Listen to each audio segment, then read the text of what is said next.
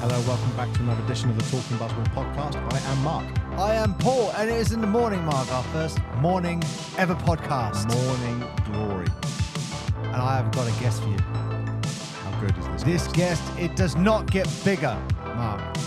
Would you use the word legendary? Legendary, godfathery, father figure. Yes, that's how I describe. Should I just go straight into it? Let's get straight into it. I mean, I've got to do a little bit of mixing here, so this could all go horribly wrong. this is where it goes wrong. So look, what a great mix there. Everyone's listening, they're used to us by now. It's just a catalogue of errors. Push that back up. Yeah, now stand and cheer for your godfather of Portsmouth basketball, Emmanuel Davies.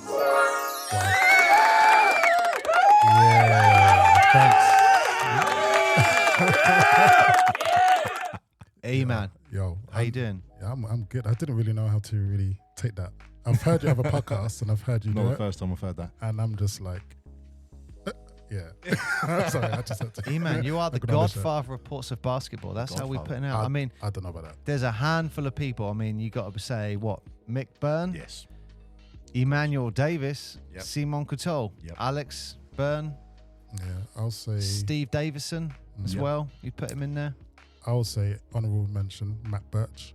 Yeah, Matt Birch. He did a Matthew lot of Birch. work, didn't he? He did a lot of work. Yeah. So before Simon came onto the scene, it was pretty much me and him, and yeah, he kind of paved the way for me to do what I needed to do. Yeah. Really. So, Well, Mark, Eman has flown all the way from Norway just to do this Does this podcast. count as international? I think it does. Yeah, it does. I think it does. Got to.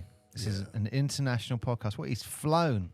Flown. yeah, How I long did- does it take to get from Norway to? That's how eager Portsmouth. people are to speak with us. Yeah. He flew over. Absolutely.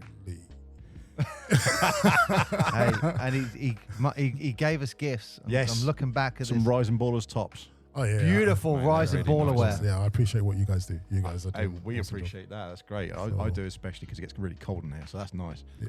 And look, that is my Hey, I'm wearing second or trousers third. today. Hey, that's your first free thing as well. It Like, that's is. my second or third now. Did you hear about the KFC? I heard about the KFC. Yeah, Someone just getting- randomly bought you Not extra ru- KFC. It's not No, random. no, he someone who doesn't was think it's working random. there. No, what? Sounds like.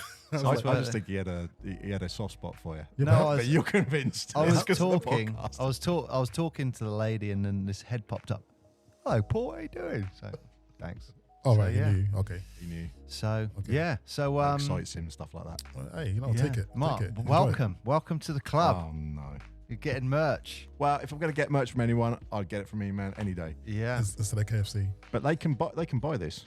Is this purchasable? Nah, that's limited edition. Ooh. Limited. Limited. edition now. Nah, we Creme don't- of the creme. We're not selling that stuff no more. Wow. Yeah, exclusive. Well, E-Man, look, you've come all the way from Norway, and Yeah. you had your first ever Portsmouth Force experience last night. Let's Yeah, I did. talk about that. Like, we've not. What was your take on the whole thing? First of all, like just walking in was like, I don't know, it's what we've been working for really. When we first started, it's kind of the vision with Matt Birch and like trying to kind of get the city kind of incorporated with basketball, really just create that environment. So when I was here, we had different pockets. So we had the Smugglers, we had Navy, we had Fury. Why did you say Fury third? Fury. That's first. It's got to be your first one. You say. Yeah, awkward. Yeah, I know what you mean. There were lots of different There pockets. were lots of different pockets of basketball, and then you had different sessions, like the Saturday morning session. Yep. Of course, the Fury sessions, and on Friday it was Tuesday and Friday, wasn't it? Yeah. And then Saturday morning was like the one where like that's where I met Rob and the other guys there. So the two hoop guys that went Yeah. as well. So but nothing was really bringing it all together, really. And then then when I started with the coaching in the schools, we really thought we wanted that to gel everything together. And I was playing for Smugglers at the time. I think you were playing for Smugglers as well. Yeah. Yeah, and then that was up at Mountbatten. at Benton. So we tried, National League. National League. So so we tried to kind of get kind of a following there. So I tried to get the school kids coming up. I don't remember one game. I think we played. I can't remember what it was. Where they actually brought out the bleachers. Yeah. Yeah, and we got a load of school kids there from like North End. I'm fairly confident that was the game Ryan Payne went off for like 36 points. Probably. I'm fairly confident because he was talking about that. I'm sure that was the game. I know the bleachers came down. Yeah. I want to say it was against Bognor. Nah. Could be wrong. I think it was probably Trailblazers who were doing that. Were they in our league? Solent. I think in the first season, the derby was Bognor. In the second season, it was Solent. I think it was Trailblazers. Yeah, I think it was that Trailblazers game. Okay. Yeah, I think so.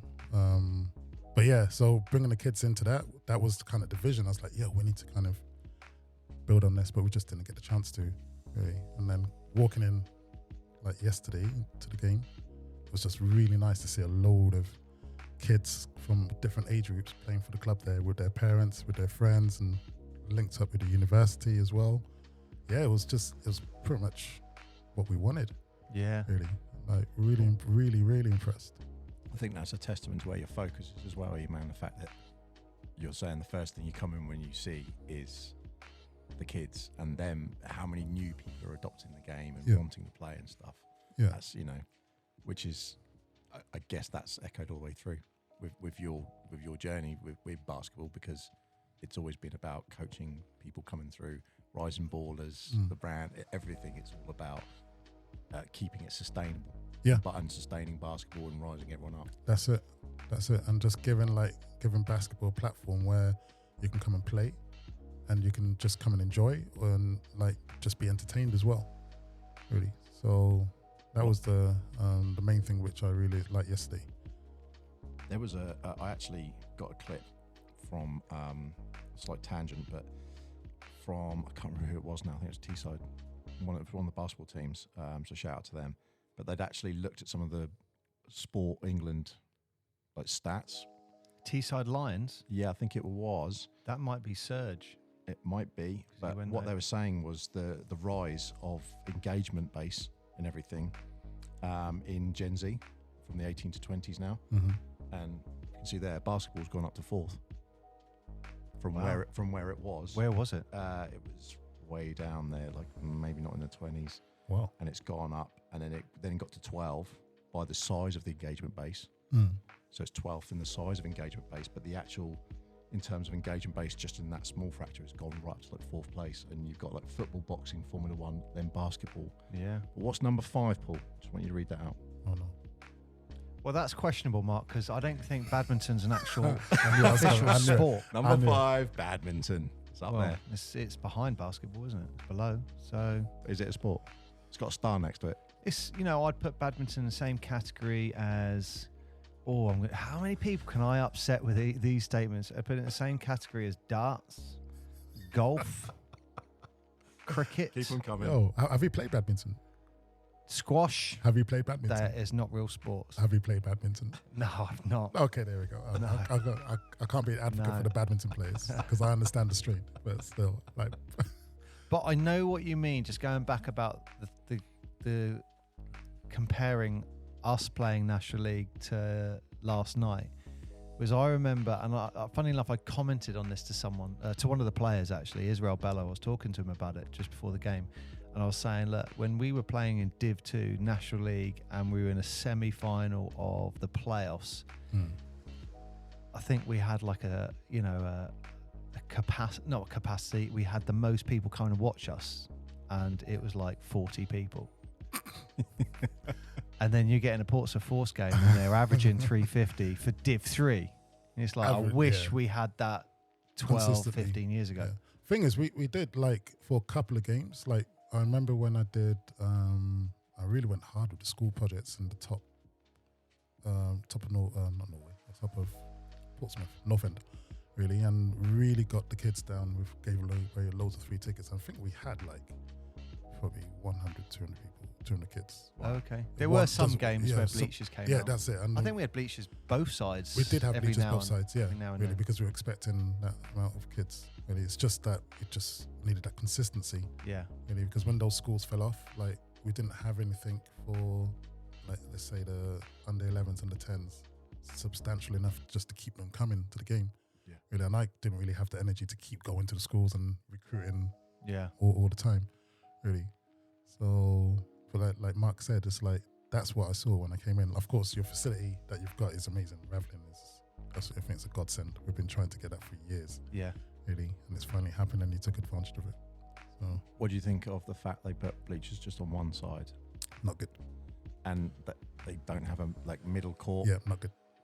No, it's Missed opportunity. very for sports of that size. Yeah, because I think for basketball, it's a missed opportunity. But Yeah. from them, I mean, it's probably just the numbers, isn't it? It's just the finance of it, isn't it? They would pack it out.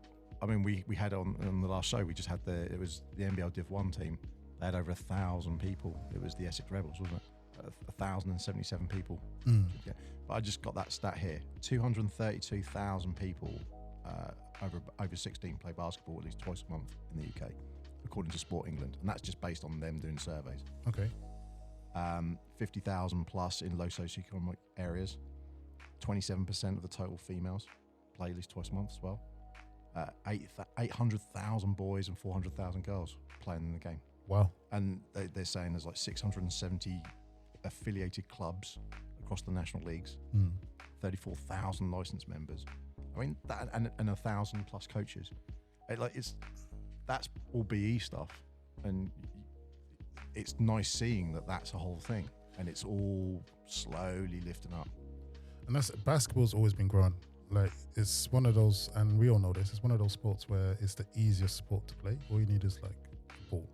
Yeah. You don't even need a hoop, because if you just have a ball, you can just work on your skills, work on your dribbling skills on your own. And then if you've got a hoop, like, that's it. You don't need anyone else to kind of play with. You can just work on your own game, really. And I think when working with schools, and even now, like, if they've got in the schoolyard, if they've got like a basketball hoop right there, and you give those kids a ball, they're playing basketball. They may not even know how to like dribble the ball or whatever. They won't even know how to pass, but they're just playing, really, and that's kind of the beauty of it. And I think that's one of the that's why I feel it's one of the fastest growing sports, because it's easy to kind of participate in. And I think BE, or England Basketball England, they've like taken advantage of that in the last 3 years and really built up with the Project Swish stuff, Yeah. the 3x3 stuff. They're really trying to knuckle down kind of on that concept. What would you personally think is a good thing that schools could do, for example, to help embrace basketball? That's not, I won't say not low overhead, but are there like obvious things that they could tweak? Because I mean, you see some of the, I think it's SBB, and they put on stuff about check out the UK courts, and some of the courts are like they've got grass growing on them, and you know the hoops are hanging sideways and all those sort of things. There's obvious things you can do maintenance-wise, but what is it about? Because I know Rob said one of the things that kids just want to try stuff, and kids just like playing. Yeah. So you just give them the ball, and then off they go. Yeah. But how do you get that engagement and keep them engaged? And are there things you think that schools can do? It really depends on a lot of things. It depends on the environment. It depends on the resources the schools have. But I think generally it's just giving kids a platform just to play. So in the schoolyard, if they've got basketball hoops, just make sure basketballs are available, really, and you just watch them play, really. And then from there, that's where the resources come in. Like, I know when I started playing basketball, I didn't really, basketball wasn't my first sport. Yep. It was track and field. I played football, rugby, I played a load of sports, but track and field was my first sport. But my gym teacher, he was enthusiastic about basketball. So of course, when he sees like a little bit of talent or a little bit of potential, he'd be like, yeah, let's, he's kind of encourages the kids. So I feel that's kind of the main factor that will keep these kids going. Because when I've gone into schools and worked with schools, I will go in for like 2-3 weeks and I'll be encouraging the kids. But then the school needs to kind of continue that, really. And they don't really need to coach it themselves. They just need to be like, yeah, you should join this team. Okay. And then follow up and be like, oh, did you speak to the team? You're really good. That kind of gives the kid like a sense of accomplishment to kind of want to do better. And that's how they bring their friends in. So is the key in that cycle something like the fun and fundamentals, where there's a crossover between this is what's happening in schools and this is what's happening outside of schools? Because a lot of our history was outside school from basketball's perspective, not necessarily in it. Shout out to Jerry Archer, but other than that, pretty Jerry much Archer was a bloody legend. legend. He was, But our PE teacher. Oh, really? He was Mr. Basketball. So Yeah. Loved it. And he was super about the fundamentals. and, And that's our school team was. We had in our year we had a really good team. He had 2 players playing for Portsmouth. He had 2 players playing for Hampshire. So we just had a very good team. Did so, well. Yeah. But mate, that's what I'm talking about. You've got that resource in the school. Yep. And like, But then we were doing Saturday mornings at the same time, and that Yeah. was the real feeder, because then your brother started Fury, and then that was his feed into play, and then you were going National League at that point. And I didn't score anything anyway. I was just jumping and catching stuff, so I never needed a hoop anyway. It was just- Well, I mean, E-Man, this is something like, going back into your history. So this is like, so where did it come? So you were getting into the game, but at what point did you start like becoming this, I guess, one of the first proper chairman of Portsmouth basketball? oh, chairman. Because that's the only way I can describe it, because you had Mick doing his thing, all the different entities, and you went, right, I'm going to go into the schools and I'm going to coach. And then, correct me if I'm wrong, but did you started up the fun and fundamentals? I think originally it was like under 12s or under 14s or something, wasn't it? Yeah, I don't think it was the fun and fundamentals that you have now. I know we probably did a project.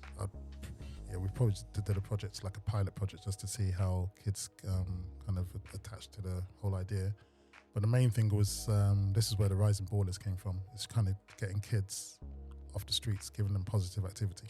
Right. I never thought of the word rising ballers until you said it like that. Yeah. It's the youth. That's what I was saying earlier, like that the whole thing's rising up, because it's starting from the ground. That's pretty much what it was. That's why when he came in, the first thing he's looking at is not how fantastic all of the audio is that's going on and all that stuff. Hey, you didn't mention the audio. No, I was waiting for him to come up on that. It's going to be a sore point. He's going to be upset with that. Don't worry, mate. Don't worry. But the first thing he notices is check out how many kids are here enjoying the sport and wanting to be involved. Yeah. That's his route. That's where he's looking all the time. Yeah, and I think that's very, very important, and because those guys are the future. Yeah. Like watching the game yesterday, the players there, which when I was coaching, they were like in secondary school. Like look at I think Gaith, who was one of them towards the end. Look, E-Man's going to rattle through a couple of names now, and I think it's brilliant when he's now watching them play National League. Yeah. One of them BBL, or was BBL, and he was coaching them. He started them on their basketball journey. Go on, E-Man, go through this list. Yeah, so let's say just last night. So Gaith, one of them. So Gaith was a little bit older, but I think he was still at private school, like year 11 or year 10, year 11. I think he was in the same year as Luke Sanders. He was around there, wasn't he? Yeah, he's around there. I think Luke might be a bit younger. Yeah. So who else was that? Harry Bates. So little Harry. Really? So played with his big brother Matt Bates. And little Harry was still at primary school as well. Yeah. Matt Bates in the National League team, wasn't he? Yeah. He was in the National League team. Who else was there? Jordan Walker. Jordan Walker. Yeah. Mr. Buzzer Beater. Yeah. E-Man, he hit. Really? He hit a buzzer beater first game this season from just inside the half. Wow. I think it was the end of the half or third My quarter. guy. Boom. My God, yeah, proud. You know what? It was an away game in the cup as well. And what I thought was bizarre was the commentator went, Plymouth. Jordan Walker for free. It's in. I was like, they're the away team. Yeah. Right? I mean, it's great, but I don't know. Yeah, you'd have gone with the Jordan Walker. Jordan Walker for 3. Pedestrian. Wow. Keep it beige. That's it. It's like, I'm not going to say no feeling on this. Anyway, so sorry, go on. Jordan Walker. That was Jordan Plymouth Walker. again, wasn't it? I think. Who else was there last Little night? Morgan. Yeah, He's not Little Morgan. Morgan. Not anymore, is he? Like No. little shy Morgan, like didn't want to touch a basketball at the Fury sessions. Now look at him playing National League. Yeah. And then there's other guys who are not there, like Adam Riabi as well. I think he was one of the first in the Rising Borders sessions. And he came at a young, because I think we started the session for under 12s. And he came at 8 years old. Yeah. Yeah, son, he loved it. Adam Riabi, Mark. Sorry, he's the one. I don't know if you remember. I mentioned him. So when the Portsmouth Force started going Div 3, I Facebooked him and went, Adam, we're starting a Portsmouth Force team. Would you be interested in playing National League for the Force? And he was like, yeah, I really appreciate the offer, but I'm playing for the Surrey Scorchers at the moment in the BBL. but that's what I really like about Adam is, you know, he could have gone whatever. But he actually replied back and went, I really appreciate it, but I'm playing BBL. But I really appreciate you didn't do your homework because this is where I'm playing at the moment. Yeah. So Adam, But his brother one played, of his didn't first coach, Zach. Yeah. Zach Riabi, yeah. I remember Zach coming up when he was like little little kid. I think when I left, I ran kind of a session. You're right. Fun and fundamentals. We called it Rising Stars. Rising Stars, yeah. We called it Rising Stars. It was one at Portsmouth College every Saturday. Wow. Get him dusting his old memory off. Yeah, wait. Like since coming back to Portsmouth, I'm just seeing different things. That's just triggering little things. Like that. Portsmouth does trigger people, definitely. PTSD, yep, absolutely. But I mean, I know E-Man doesn't look at himself like that, but that's why we look at E-Man like this, is because he was doing all these sessions, and then you left to go to Norway. Simon comes in, continues those sessions. It grows, grows. He goes. Rob comes in. Yeah. It keeps growing, and then all of a sudden, I think we were doing. I think we were looking at going, right, we're not a million miles away from a National League team, and I think they got to a point. Maybe it was National League under 14s, under 12s, but then as the years go. Right, we now got a National League under 16s. Right, now we got a National League under 18s, and it's filtered all the way through. Yeah. And then all of a sudden, we got a National League men's team. Brilliant. That's amazing. I've been following for the last few years, and I've just been amazed by the kind of just the way the club has really developed. And yeah, of course, it started with Simon with the girls. And I know when he left, the kind of girls program kind of went down a little bit there. Then Steve Davies picked it up. And I think I actually came over when he started just to visit, and I saw the session at Portsmouth College. That's when they used to run those open sessions at Portsmouth College. And I was like, yo, this is awesome that we've actually got boys coming in. Because when me and Simon started, I didn't really give him the responsibility for girls, and he didn't really take it. It was just that it just happened, really. So he was like, okay, he'll run the girls, and I run the boys. I think that was because he was at Solent Stars. Oh, okay. Coaching at Solent Stars. He did. He taught the girls team there. So he did a really good job, like really trying to get the girls together and running like grassroots girls projects while I was dealing with the boys. And they were a good team, because I remember reffing some of those games and thinking, all right, they're a good team, but they were up there in the National League standings at like under 14s, then under 16s. And you're right, when he left, it kind of it just went. I think half the team went over to the Kestrels. Okay. And I don't know what happened to the other half, but I mean, you're talking about players like It's Faye, wasn't it? Yeah, Faye. Yeah, she's now she's London Lions. WBBL. Yeah, London Lions. So there's, you know, when you trying talk to about do the women's team, aren't they? In the Force. They have got a women's team in the Force now. Yeah, there is a women's team, but it's going for a couple of age groups are kind of pulling together. But you know, they're not bad. They're not bad. They got a couple of good players there. It's just they need more players of certain age groups, and then but that's what you're saying. Like you need to fill those. That team becomes this team, becomes that team, and they all grow together, don't they? And I think what we're all looking forward to is a women's NBL team. I think that will be quite nice. And also you have the university team feeding. That's true. A lot as well. That's true, because you've got a lot of university players in the men's team. Yes. Yeah. So that's a really good partnership there. Yeah, I mean, I do. My Double-edged sword, isn't it? Yeah, my biggest worry with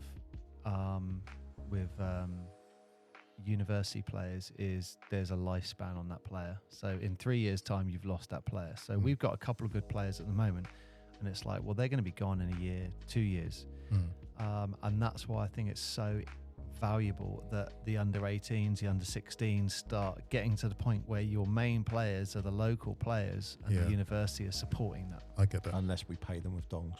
Dongs, yeah, Vietnamese dongs. Vietnamese dongs. We bought Alex Grant out. We gave him a contract. Gave him a contract with dongs. What? Yeah.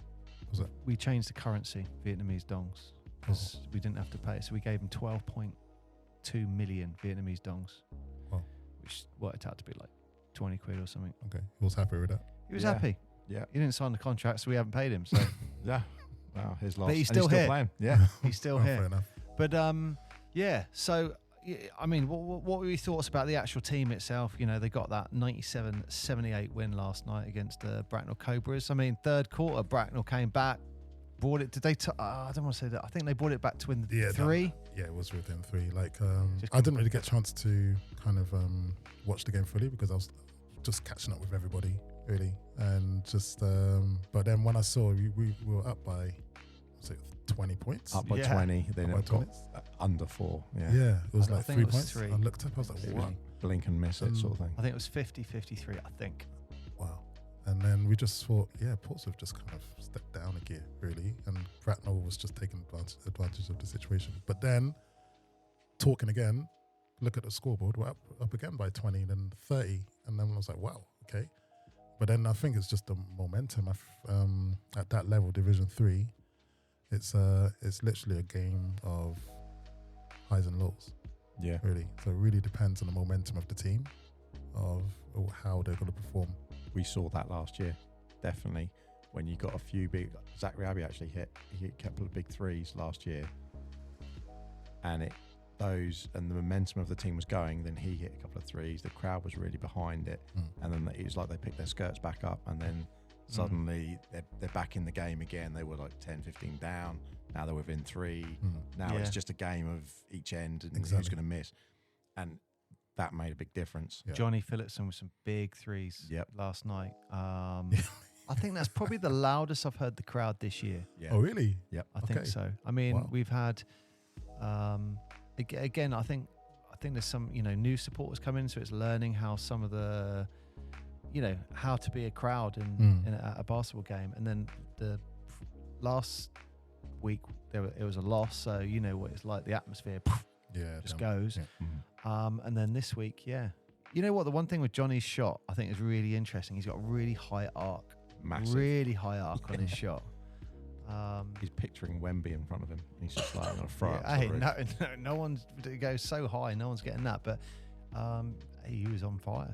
He's on fire with his shooting last night. So your first Portsmouth Force experience, good? You're happy? It was good. It was good. I have to comment on the audio and entertainment. I wonder who did that. I need to... E-man, that was me. Oh, really? Oh, wow. I didn't know, Paul. Talent. It like someone fluffing him up, blowing a little smoke his way. Loves it. Paul. It was actually really frustrating yesterday because I was trying to reposition myself to the side of the court. Okay. Because it's sometimes when a foul was called and the referee's going up to the table and they're doing hand signals, like showing numbers, or I see an angle of that. So it's difficult for me to see. So I just need to check at this point if you're 2 meters apart. Just for the runoff. Oh, and it was like it's a little difficult where I am in that corner. To do it. I mean, in a perfect situation, I think we would be sat next to like the table. You've told me what your perfect situation is. That would be your perfect situation is no. Yours would be a box. Yeah, glass box. A glass box. Oh, perfect. Above that would be ideal. Sealed away from everyone, so no one can talk to him, no one can interrupt him, no one can ask a question. Where's this? Are you doing that? Can I leave? Like, just leave me alone. Give me the names. You know, it's like the court reception. Yeah. Oh, no, yeah, it is. a little bit. But you say that, but it is, and that's why they tried. Like last night, they tried to block off the doors because before that, it was much easier last night. Okay. But my biggest challenge in a game, and this is, I mean, I don't know if you see, but I write down all the player names, and like I'll put their forename, because normally on the score sheet it just says like E. Davis. Yeah. So I'll write their names out. So Portsmouth was done 45 minutes before tip-off. So I'm brilliant. Okay. The away team turn up late, and he hands the names of his team 4 minutes before I'm doing the introductions. So I'm sitting there writing these names out, and literally I always go to the coach and write, what's his first name? Okay, what position does he play? You don't want me to say positions? Okay, cool. Right. And also the little secret I have, I always say, is anyone associated with Portsmouth? Because when I'm doing the away team, I'll be quite monotone, like number 12, Emmanuel Davies. However, if they're affiliated with Portsmouth, I'll be monotone until it comes to that player who's associated with Portsmouth. And from Portsmouth University! And so as I finished it, the ref's gone, 7 minutes, we're going. And I'm like, walking over. And so when you're reading these names for the first time live, it's just like, oh, come on. And you like to butcher a name as well, don't you? He enjoys that. It's like, how do I say this? Yeah, go for it. Just go for it. Wing it. Yeah, it's like, this is a What first could go personal wrong? foul for... that happened a lot last week night. on the podcast, and you're like, what's that guy's name? I was like, Cock. And he's like, oh no, I've written it wrong. It was it's Koch. Yeah, Koch. It's like, dude, you're writing no. But that is actually the biggest challenge. And if that's my biggest challenge, it's not too bad. I think it did a good job yesterday. Thanks, mate. I think it was good. Yeah. All new music last night. Oh, really? Yeah, I think people getting a bit bored of the same songs for a whole season. Oh. So I put 60 new tracks in there. What I don't understand, and last game, someone said, could you change some of the music, because they'd Halloween themed it and had some upbeat music that all the crowd and everyone really liked. Some of the players were like, oh, we just want to listen to some of our normal tunes. And the two problems I have with that is, one, it's nothing to do with you, so jog on.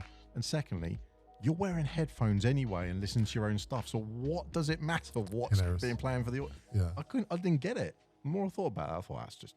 Yeah, the music's for the... It's the atmosphere. That's what it's for. For the spectators. Absolutely. You're hyping people up. That's fine when they're doing the pre-warm-up.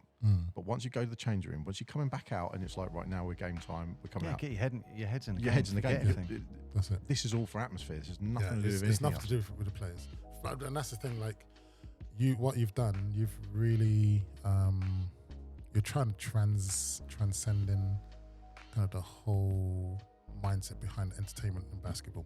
It's a package. Yeah. You're going for an evening's entertainment. Exactly. You're not just watching the game, and it gets. You can see people who have taken their kids there. The kids are really enjoying it, and you can see the people like, yeah, I'm actually quite enjoying this because the atmosphere, and everyone's cheering or booing. That's true. There was some boos yesterday. It was quite funny. I don't know why, but before, like when we used to play, we used to have our own players playlist. Yep. So the music was for the players just to get hyped. Yep. Really. And I was saying this to Sarah yesterday. It's like in Division 3, you don't get many teams which have the same setup. I think the only team that I knew had the same kind of setup in that lower division was the Pirates in Bognor. Bognor, they had that setup. They had the bleachers out and they had the entertainment, even cheerleaders and everything else, really, for Division 3. So, like, I remember because I played for Bognor as well. I think that's toning down at the moment. Is it? Like when we played them away last year, I was like, oh, well, there's like 20 of us turned up to watch the game. And I thought, well, there's more Portsmouth supporters here than... Yeah. But previously, like the season before, that was rammed. Yeah. So they used to have a really good, pretty much trying to do doing what you guys are doing here in Portsmouth. But the thing is, when away teams, especially like Bracknell or London teams come, which are just used to having like chairs or benches on the side for spectators to watch, when they come into an environment like that, it's like, they're like, whoa. Yeah. It definitely puts people off. Yeah. Like last night, there was a good few people taking free throws, and the crowd and the noise, they definitely bricked them and did not like it. I would say big shout out to the Bracknell Cobras coach, because he's and I've been waiting for someone to do it, because obviously the music I'm playing is Who Are You? like by the Who. So it's saying, Yeah. who Okay. are you, as I'm saying, and their names. None of them came out. They Mate. just stayed in the huddle, and I was like, well done. That's the first coach he's gone, right, we're doing it our way, rather than we're going to, follow I saw the that. show.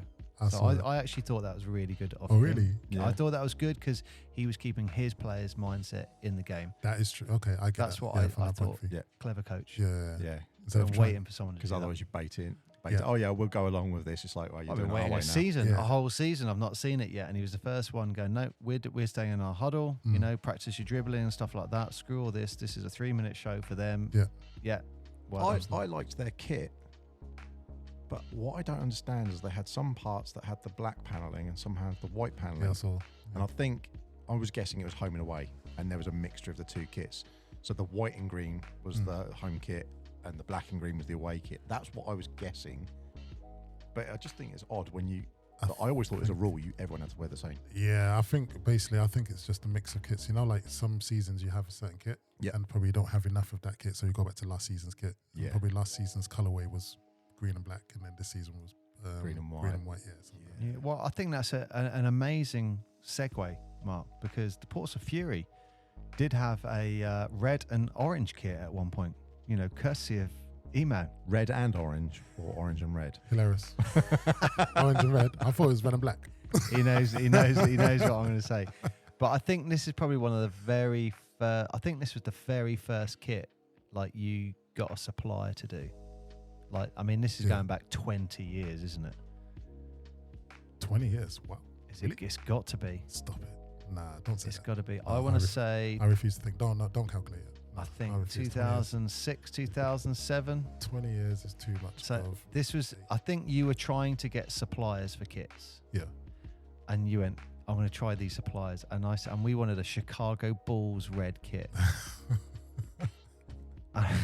Yeah, I did my ACL 2006, and I wasn't playing 2006, 2007, etc. And you got the kit 2007, I think. Oh, really? 2007. It's a long time ago. Wow. But can you imagine, you know this saga, So it's don't not, you? it's not 20 years ago. Because it was the Black Fury kit before that, and then We before al- that we the always white one, will- before that the blue one. No, blue Yeah, it one, was then the black. white one. It's always black, but then we got this dark.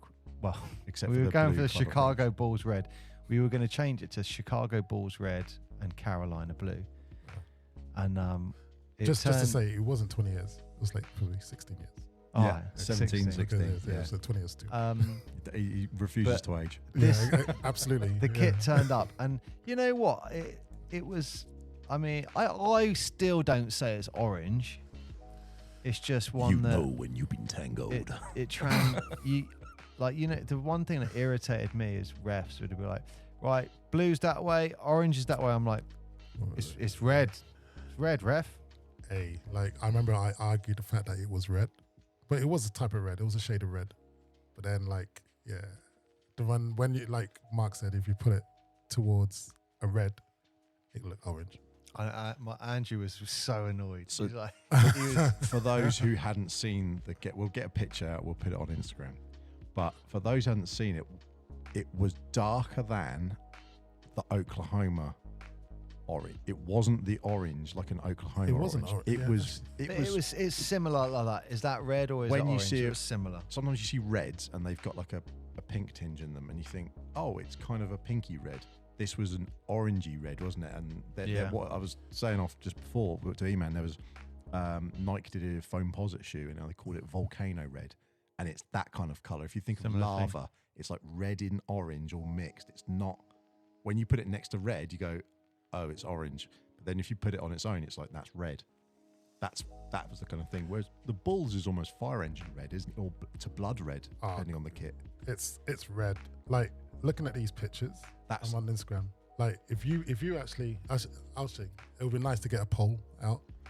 Go on to your podcast. Oh yeah, so And I we're should be still like- wearing that kitty, man. Yeah, you're still wearing the kit. Yeah. Yeah. We're still wearing it. That's I it. think because I think we ordered like 20, I don't 25 jerseys or something off you. So and now the players are just realising we are running out. We are running out though. We are running out. Yeah, I I was think we're talking to your down brother to about- 12 numbers maybe. Well, Really? Good news is that because of the podcast, the amount of equipment and people who are making kits that contact us on a regular basis. Hey, Yes. we make basketball kits. Do you want to buy one? No, we don't run a team. We do a podcast. Well, Yeah, but we do a kit for you. what, for Reread. free? No, I don't know. They just it's constant every single If week. there's I'm anyone out blocking- there who would like to do a kit, I will do an honest critique of that kit for the Fury. And if it's amazing, I'll say everyone get your kits from this company. What color? What? Yeah, okay, we'll do that. I'll put that out. It's got to be black. If we're going to get another kit, it's got to be black. Fury. I'd be Ooh. shocked if Oh, Andrew you- didn't say You black. used to have a black kit, didn't you? Yeah, well, we were always black and white. And then the original colour was blue, so we were going to go back to blue. So what happened to red? Why did red come into the picture? It was the because we had the black and white was the original one, and then it went to we had the white kits with the club approach bit on it, the white with the silver down the side. Then we had the blue club approach kits that were itchy as hell. Those really wide shoulders as well. Looked Yeah, I like remember. I 80 still shoulder remember that, pads. Those ones. Then we had the black kit, which was the nice. It was the night dry The fit Nike one, yeah. Yeah, that And you was the nice one. They had the white version of that as well. And then there's a white version of that. But the fist on Fury, the Fury was red, wasn't it? It was red writing. It was Yeah, white. there was red. I think there was red trim. There was That was something it. on The white kit had blue and red trim. Yeah. And that's what it was going to turn into, those two colours. I'm going to say something controversial now. We had that red kit and we were playing the Solent Kestrels when they were in local league. And they weren't wearing red in those days. So I think we inspired their home kit colours, red and black. Do they play in orange? That was we were red and black, and Kestrels went red and black. Yeah, So, so Kestrels were the blue and yellow, right? no. No. Smugglers was, blue and yellow. We were yellow and blue. What was Kestrels then? They're red. Or what, in those days? In those days, yeah. No idea. But they Oh, no, weren't. it was yellow. It was yellow. I remember I had the kit, Solent Kestrels, yellow and blue. Yeah, it was yellow and blue. Oh, okay. Yeah. Oh, okay. So that was a bit like the smuggler's kit. Yes. Yeah. Yeah. Sorry, I was getting confused what you were saying then. So you agree? So we there's potential agreement there that the Fury were wearing red and black, and then when they transitioned to National League, they went red and black. Look, the Portsmouth Fury are inspirational No, I don't like to all put over the Fury south down, coast. But then, like, if you were saying Fury was red and orange, they would have gone with orange, right? I think they probably So heard it was about. red. They heard about the debate. It was actually Whoa. red. Paul, They are you went- actually saying it was red? It depends on what colours were behind. They might have seen it and gone, yeah. It does look red in those pictures though. Oh, it's amazing. It looks amazing. But this was a very heated debate between me and Eman It 16 was, years ago. I remember that was. Oh, yeah, it was- orange. it was a tense situation in our friendship. Now, man, at this point, did you realise that Paul is partially colourblind as well? I know at the time, Yeah. I knew. I said he was colorblind. It was Andrew was the one saying, "Look, this is an orange kit." You know what Andrew's like. That's my brother. He has a vision, and he likes to That's not it. see that vision. Regardless, the coat looks nice, No, it's and this is 17 years old, so it's done right. It's done the 17 round. I know, it's Look. crazy. 17 years old. Wow. Look, that was your first kit, and it's still being worn 16 years later. So Yeah. something went right. Yeah. Something went No, right. actually, no, that wasn't my first kit. My first kit was Smuggler's kit. I mean, You remember the one with the pirate? Oh yeah, there was Remember that? quite a large one, was it? Yeah. Yeah, I That mean, was a but horrible kit. it's that wasn't too bad. That was a horrible. That was one of my favourites. That No, one. because like it was like embroidered the pirate on the front, Uh, and when I used to play with it, if I itchy. didn't have a base layer underneath, it was like so itchy. It was just so uncomfortable. Yeah. Yeah. No, but as far as looking at the kit, that was one of my favourite Yeah, smuggler it ones. looked nice. It was shiny, was it? It was that shiny.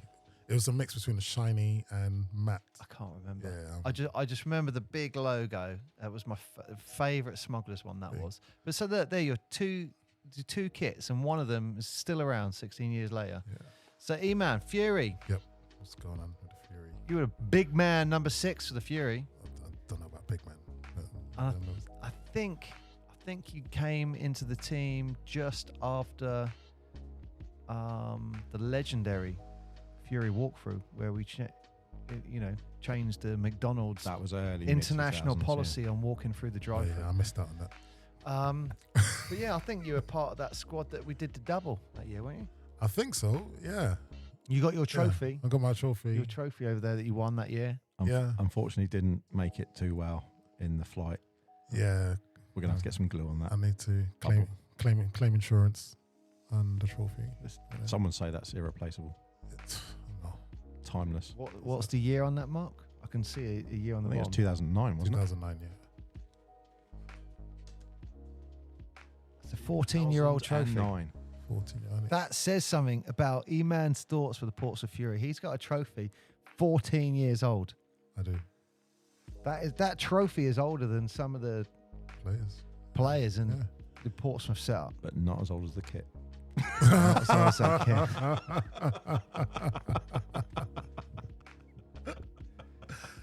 Yeah.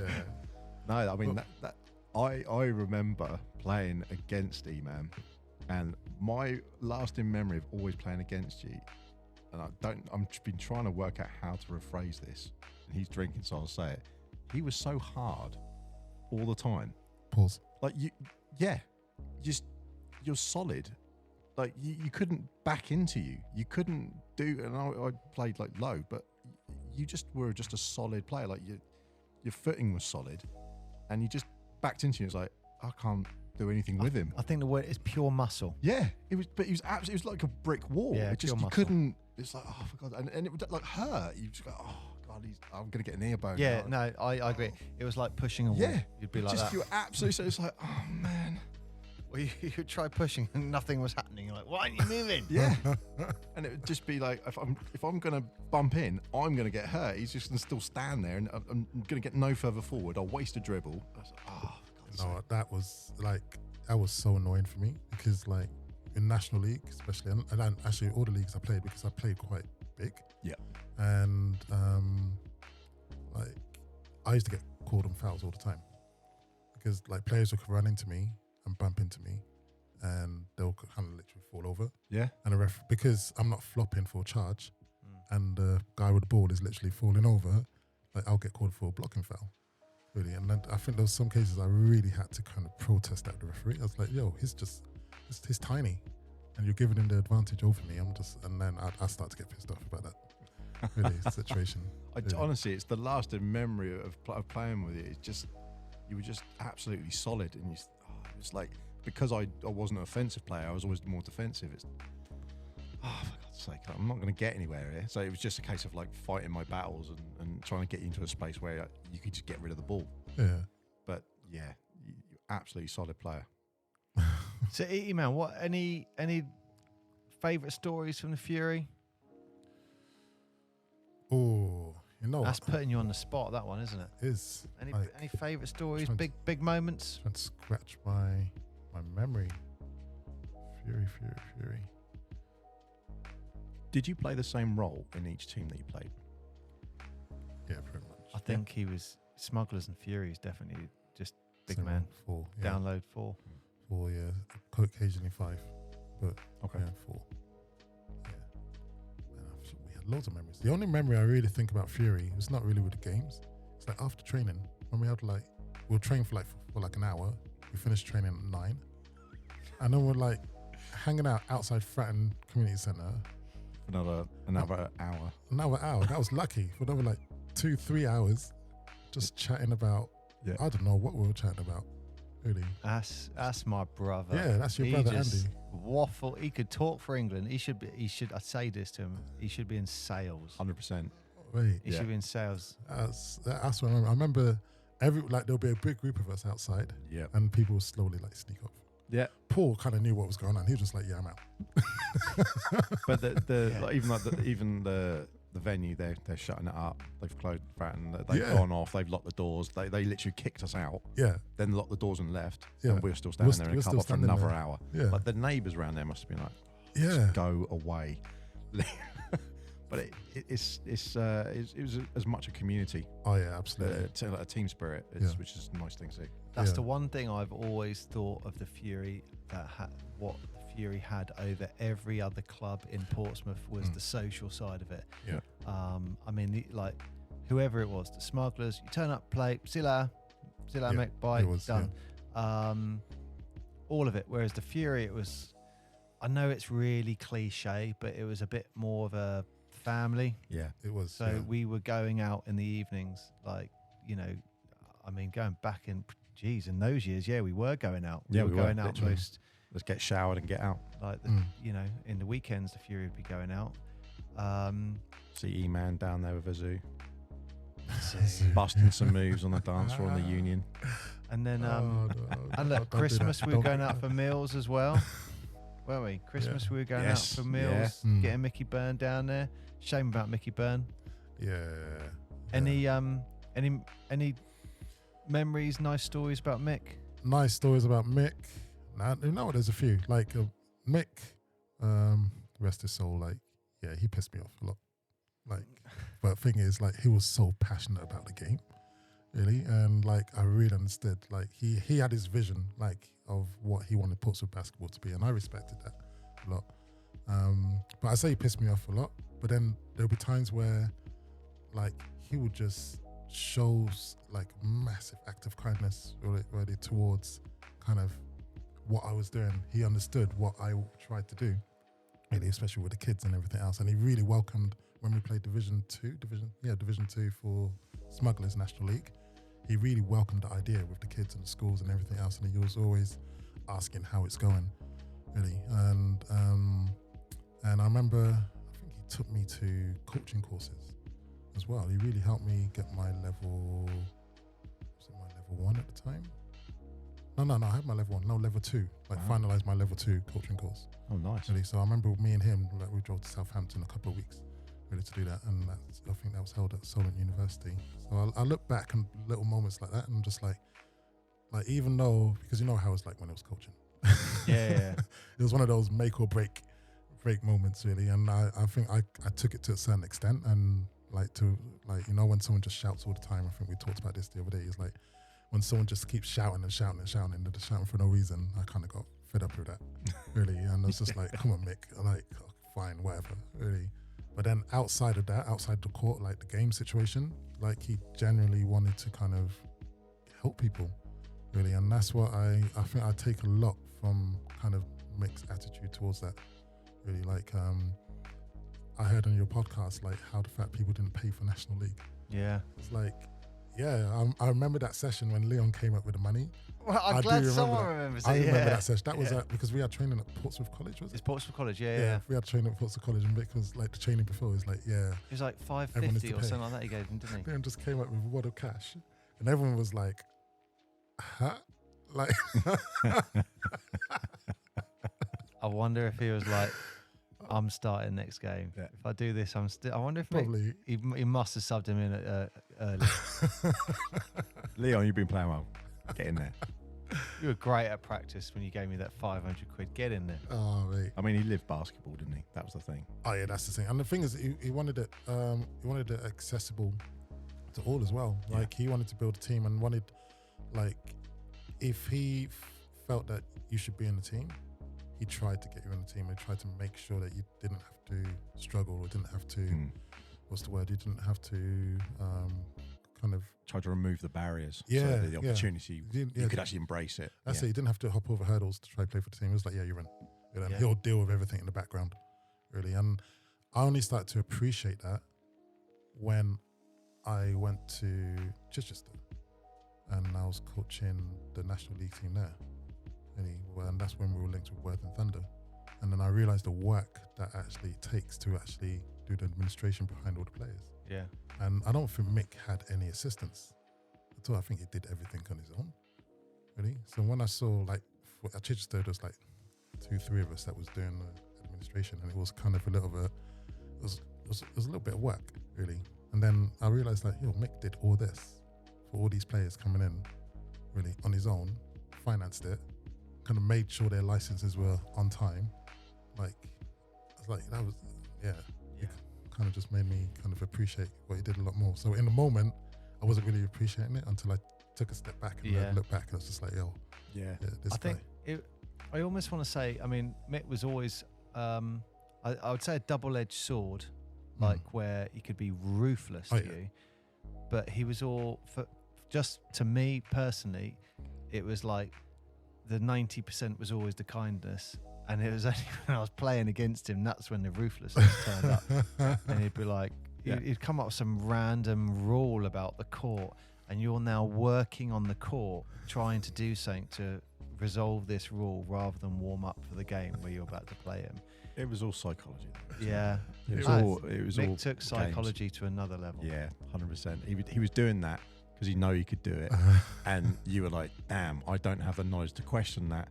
He's probably right. I've got to fix that." And he's sitting there thinking, "Dance monkey, come on, I'm making you do this. You go do that." And it didn't matter to address that, but you're like, "I've got to address it because I'm not giving him the edge." But he's already got it. I've got a great example of how he did that. So Fury would play Smugglers, and I'd have asked him the week before, "Mick, can we use your scoreboard, please?" And he'd go, "Yeah, no problems." I remember that. And then you turn up for the game, and he'd be sitting there ready to coach. Where's the scoreboard? Good out. Where's the scoreboard? Like, I don't know, Mick. Where is it? You said we could use yours. No, I didn't. And you go, "Are you asking me to get a scoreboard for you then?" I went, "Well, I asked you last week. Is that okay?" And he's like, "No." And you go, "Well, we will just take the game 20-0. And you'd be like, However, as I got older, I worked out with Mick, if you put the front on like you didn't care, I don't want to say the word, but it wasn't power. The power he had lost its effect. So he'd go with 20, okay, "Sure, mate, you can have the 20-0. Do you want to play anyway?" Yeah. And he'd go, "I'll go get the scoreboard." Yeah. And or one year, what I did, I went and bought a scoreboard. Yeah. I went and bought a scoreboard and went and didn't say anything. And he was like, "Good, Al, you want a scoreboard?" "No, Mick, I got mine down there. Thank you." Appreciate that. And he's like, "Oh, all right." But yeah, he was. You could have told me. Wouldn't have got this out of the car. Probably. It would have been something if he'd But gone there off was, mumbling. there was always something. And again, it was just because he was a competitor, he just wanted to win. Yeah, I think. Ferocious. I think- National League, ferocious. The thing is, people just have that attitude, really. And the thing is, Mick was, he didn't really beat around the bush, really. He was very direct. Like you said, that, like, he could be very harsh, or it could be, like, very kind of kind. And there was no kind of trying to mask or make people feel nice, really, about it, really. He was like, if he didn't like anything, he'll say it. And I grew to kind of understand that and respect that a lot, really. Maybe the method he went around it was questionable sometimes, but As it's almost managing his time in a way, isn't it? It's like, that's not working, move on. As a player, I preferred that. Yeah, Like, you knew where you stood. Oh, yeah, So absolutely. he would turn around to you and be like, "Good Al, you've been playing shit at practice. I only swear for historical accuracy. So you're not playing coming out there. you're not playing next game." And you go, "All right, okay, mate." You think, "I've just been cut here. Jeez." And you'd be thinking, next practice, right, I need to step up next Yeah. practice. I remember he said that to me. And the next practice, I went for Clayton Milner. Oh, really? I just thought, I thought I'm picking one of the starting five. I'm going for you. How did that end up for you? Oh, well, I got back in the team. Okay. Got back in the team, but I don't know why I went for Clayton. Not physically, but No, like no, I I know was what you just mean. I know what you really mean. playing hard. And Clayton was like, "What are you doing?" Whoa.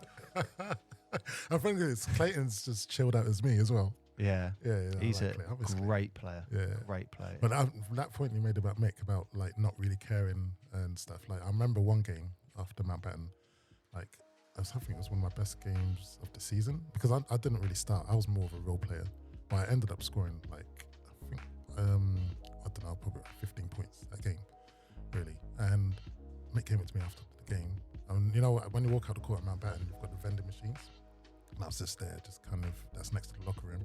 And Mick came up to me, it's like, "Oh, you played a good game today." I was like literally shocked. All season he's been having a go at me. It's like, "Yo, you played a good game today." And I didn't really know what to say. I was like, "Cheers, Mick." That's it. Literally just like really monotone. "Yeah, cheers, Mick." But in my head, I was kind of like, "What the hell's going on?" Like literally.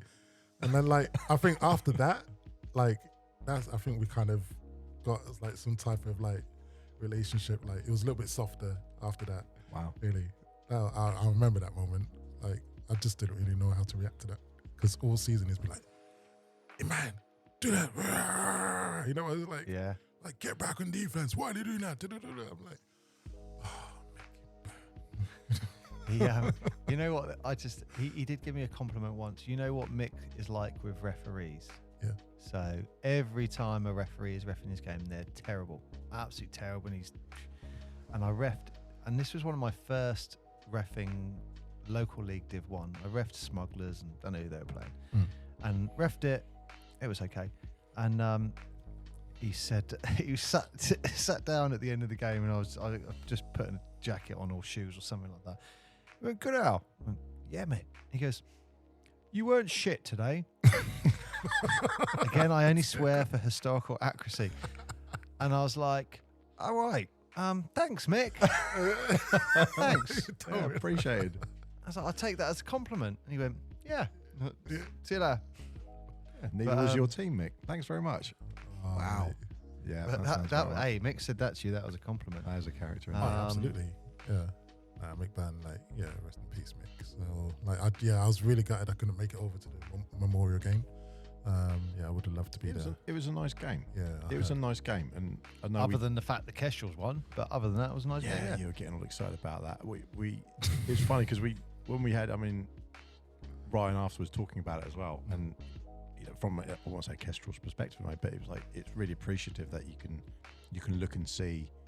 There's a lot of people here who had that experience with Mick, and because he'd just been he was around. He'd just been around the whole thing. It was just wherever you went in whether it's in Saba or in that those sort of leagues. Oh, it was on BE. They were talking about on BE and stuff like that. It was all over the country. Yeah. People Thing is, Mick was the guy you went to.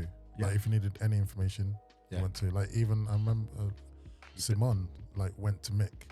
Really, and this was the time where I was like, I wasn't really getting on with Mick, and Simon was like, we need to start a girls thing. Like, we need to get Mick's permission to use the Portsmouth name. I was like, Simon, just use it. Like, you don't need to ask Mick. Just do it.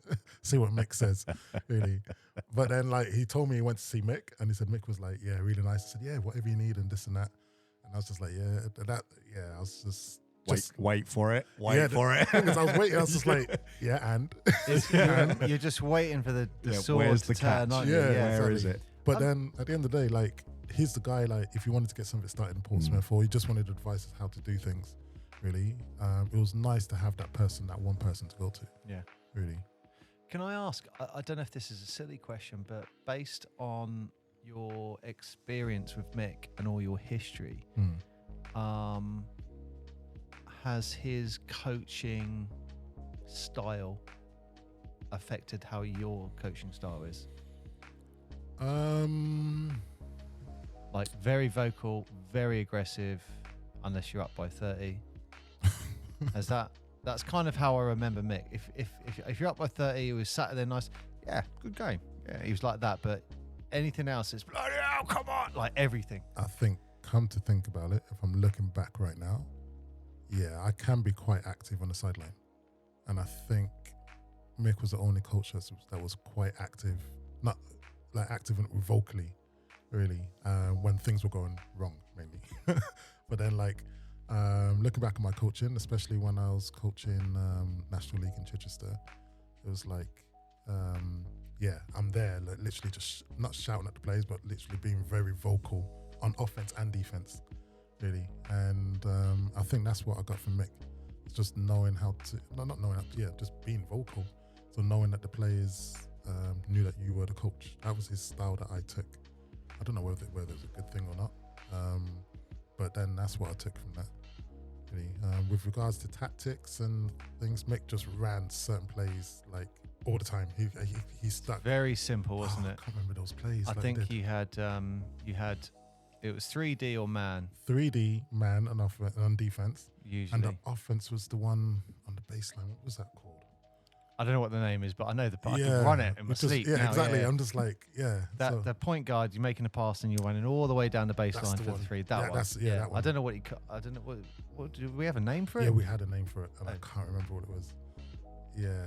But then the thing is, he just stuck with those. He didn't want to innovate from anything else. Yeah. Really, he just really stuck with that. And it worked if people knew how to run it. I mean, the only thing I would say with that team in particular, you had players like Ryan Payne, Clayton Milner, Andy Ong, Harry Veazey, now Alex Byrne. Those 5 players, do you need plays? They're just those 5, the experience they got. What have you got here, man? He is unrolling. Something is being unraveled. He's unraveling a scroll. Hold on. Right. Oh, it's a photo. This, like, remember that season? Like, this is the season, our big season, like when all the schools projects and everything was kicking off and we had loads of people coming to the games. This is Smugglers. So I made a little montage at the end and I gave it to all the players. I asked all the players to sign. Can you remember that? No. You really can't? No, I can't remember this. So this is something that has to go in the frame.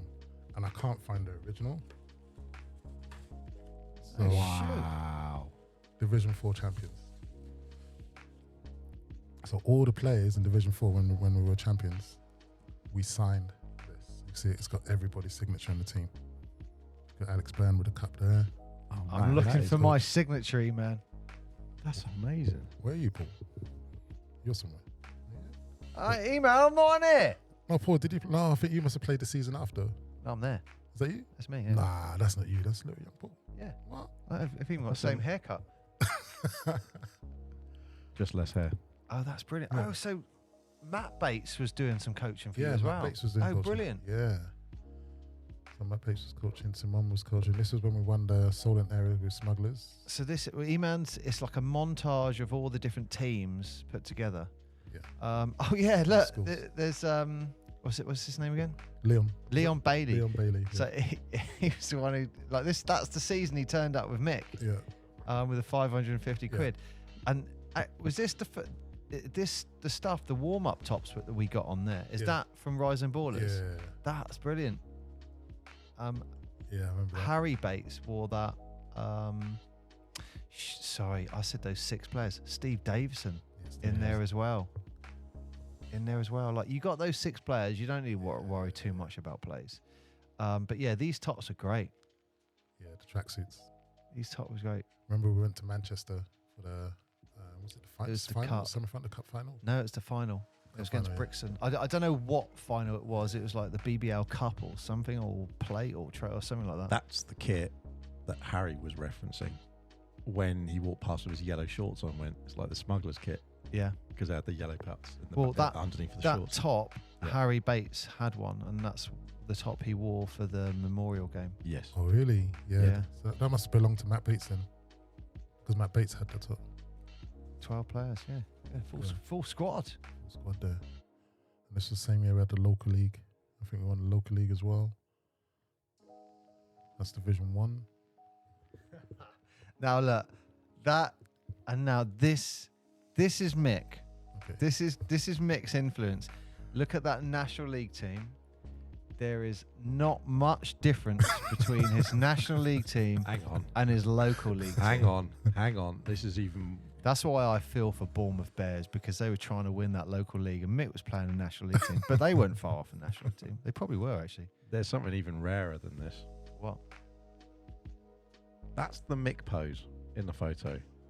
What's this one? Wow. It's thumb up. Hold on. No. That's a smile. Smiling. That is a smile. Wow. You got a smiling photo. Every You guys picture must of have Mick, played well that day. He was so happy. I remember that.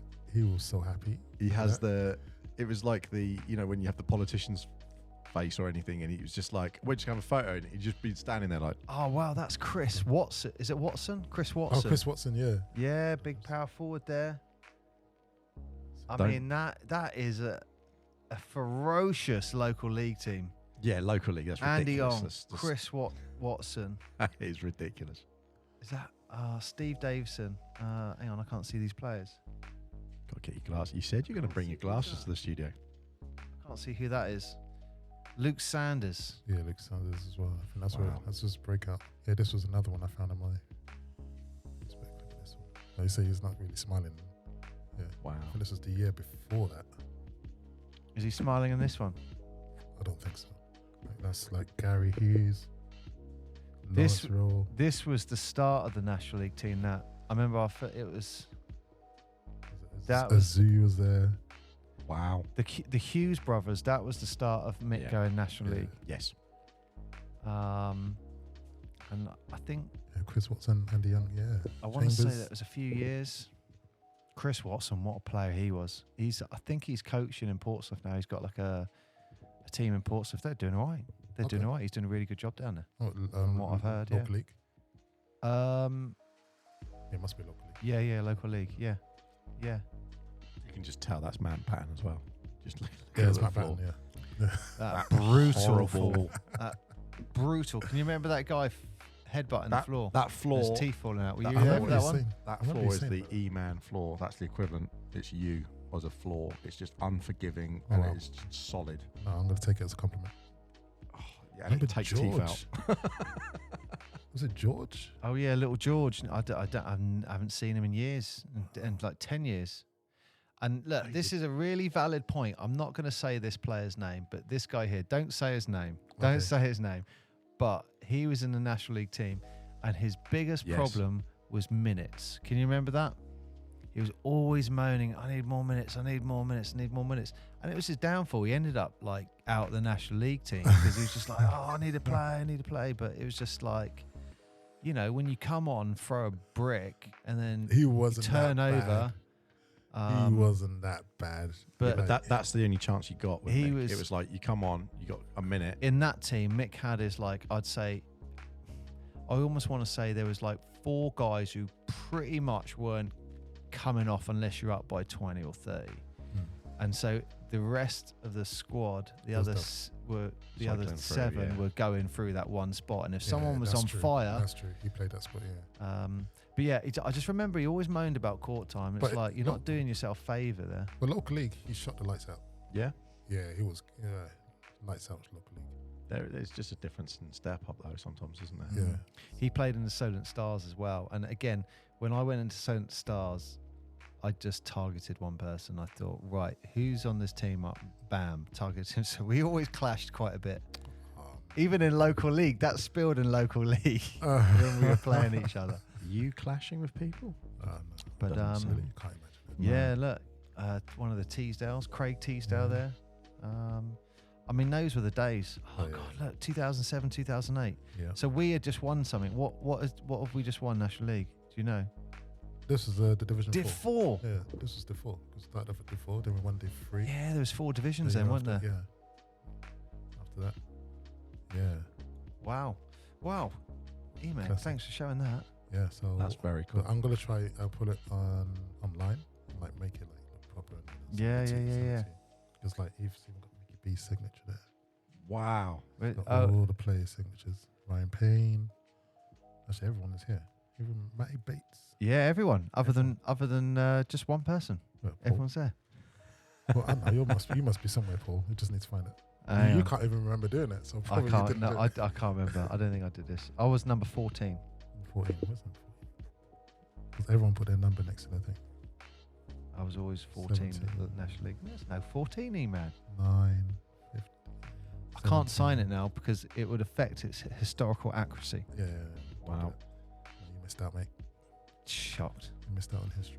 He didn't get the signature. I was for the probably bench players. signing something else for some kids or something. Ah, that's what it was. That's probably That's probably what it was. Yeah.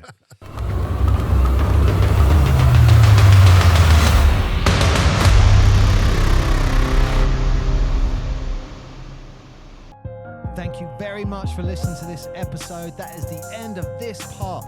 But do not worry, because coming soon is the second part of this episode, and it will be available soon.